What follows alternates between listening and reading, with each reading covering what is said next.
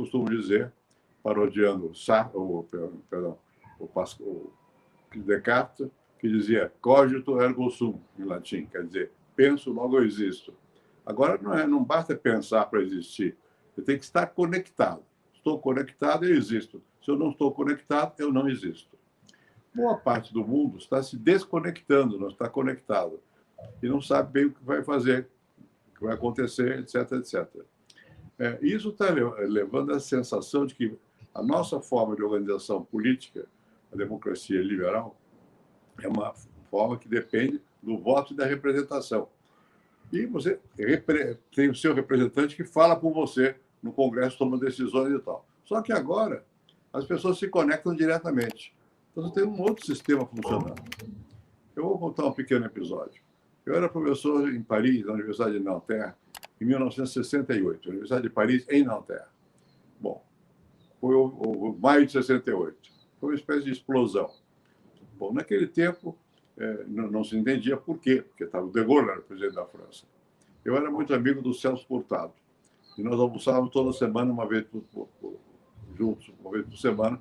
Eu, Celso Furtado, um outro que foi ministro mais tarde do presidente Lula, o Valdir Pires, que era professor de uma faculdade de Direito no interior da França, e o Luciano Martins, que era muito amigo meu e do Celso. E um dia chegou um ex-ministro do Jânio, na verdade, Paulo de Tássio Santos. E ele perguntou a nós, o que vai acontecer aqui na França? O mais sabido de todos nós era o Celso Furtado. Ele estudou na França, era professor na França, há mais tempo que eu e tal. O Celso disse, aqui não vai acontecer nada, porque no passado, quando Luís XIV era o rei da França, era o rei Sol, e ele não podia andar na rua porque era apedrejado. E agora é o De Gaulle. E o De Gaulle é querido. Então aqui não vai acontecer nada. Eu e o Luciano, que vivíamos em Paris, concordamos com ele na hora. Não, aqui não acontece nada. E eu estava em Nanterre. Isso eu não me lembro exatamente quando, mas foi alguns meses, 2 meses ou 3, antes da ocupação de Nanterre. Então, a coisa mudou de repente. Por que mudou? Bem, as reivindicações sempre há na sociedade, as reivindicações, grupos que estão insatisfeitos, querem mais, é bom que haja. Bom, e lá havia também reivindicações. E havia algumas dentro da universidade. Dentro da universidade havia de duas naturezas. Uma era a reforma universitária. O ministro chamava-se Pierre Fitz, queria fazer uma reforma. Reforma todo mundo gosta de falar, mas quando você vai fazer, ninguém quer, porque prefere interesse, mexe com interesse e tal. E havia o temor da reforma. Há um jornal muito influente da França chamado Le Monde, continua a existir esse jornal. Bom, o Le Monde noticiava muito sobre o que estava acontecendo e tal.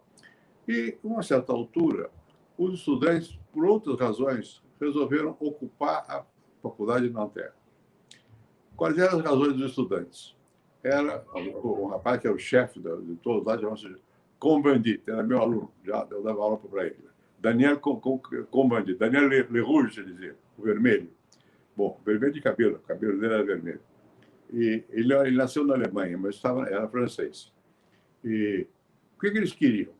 Eles queriam o que chamavam hoje liberdade sexual, entendido de uma maneira muito específica. Eu estava chegando na França, eu tinha vindo do Chile, eu estava exilado do Chile, eu era professor da Universidade de São Paulo, aqui nem se imaginava a reivindicação que havia na França. A reivindicação era a seguinte, que os homens pudessem entrar e dormir, se quisessem, no dormitório das mulheres. Porque a recíproca já era verdadeira, era possível. Então, por que não deixavam os homens? Porque seria permitir era acabar com o machismo, não ter medo de homem.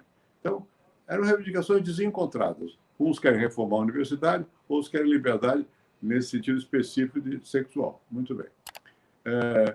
E houve uma greve num lugar chamado Fran, uma fábrica de automobilística em Paris. Isso sempre foi muito forte, o sindicalismo na França, Partido Socialista, Partido Comunista, muito fortes na França.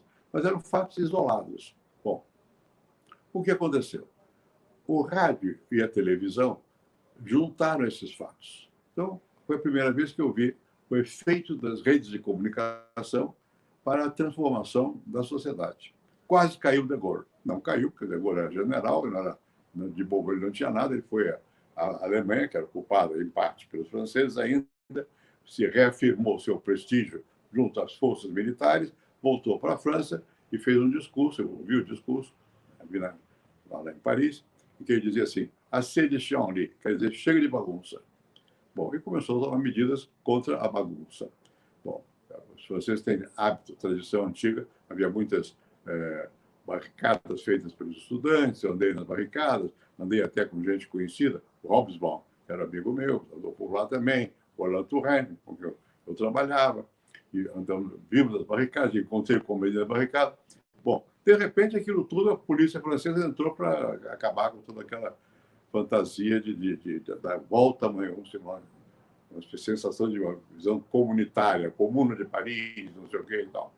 Bom, então, ali, pouco tempo depois, o Partido Comunista, que sempre preferiu a ordem, também a preferiu de Gaulle. Preferiu, porque ficou com medo das críticas muito à la americana, que havia também nos Estados Unidos. Eu me lembro que havia um famoso filósofo alemão que estava nos Estados Unidos, veio à França, fez um discurso lá eu assisti, na Unesco, e todo mundo atribuiu a ele a responsabilidade. Os estudantes nunca tinham lido nada de filósofo algum. Estavam por conta própria atuando, tendo em vista aquele momento atual que eles estavam sentindo, expressando o que eles sentiam naquele momento. Muito bem. Aí, alguns anos mais tarde, eu virei presidente da Associação Internacional de Sociologia. E tinha que fazer um discurso, foi na Índia, em Nova Delhi, que passei. Eu transmiti ou recebi, não me recordo bem, o comando da associação, e fiz um discurso para explicar o seguinte: olha, eu fui formado em Sociologia, nós estudamos as classes sociais, os partidos de classe, os conflitos, não sei o quê, e o que está acontecendo hoje é uma coisa diferente. Os movimentos se dão passando por cima das estruturas. Só que eu não imaginava o que acontece hoje. Hoje, aquilo que eu vi em Paris é brincadeira de criança. Porque hoje, tem esse mesmo Castells, a quem eu já me referi, que era jovem naquela época, era assistente, lá na França, hoje é professor nos Estados Unidos, em Berkeley. O Castells escreveu um livro recente sobre a ruptura, sobre o Chile, onde descreve isso que aconteceu agora, há pouco tempo, com a Bachelet, lá no Chile. Bom, a toda hora você tem rupturas, manifestações que as pessoas vão para a rua e elas se conectam umas com as outras via internet. As organizações, os partidos, o governo, a administração, precisam de tempo para reagir. A conexão, às vezes, é explosiva, acontece, ocorre.